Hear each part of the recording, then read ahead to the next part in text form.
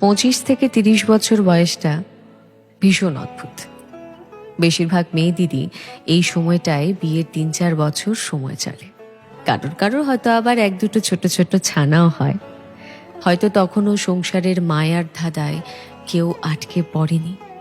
তবু হঠাৎ করে আয়নায় চোখ পড়লে সেই কিশোরী বেলার মতন অনেকক্ষণ তাকিয়ে থাকা আর হয়ে ওঠে না। এ বয়সটা ভীষণ একলা, ভীষণ হিসেবে। 18-র তরুণীর মতন চাইলেই দুচোখ ভরে কাজল পরে ঝুম বৃষ্টি ভেজা হয়ে ওঠে না। লোকের ন্যাকামো বলে। আবার 40-এর মতো সংসারের যাবতীয় সিদ্ধান্তে ঘরের মধ্যমণি হয়ে ওঠা যায় না। এতেও লোকে জেঠিমা বলে।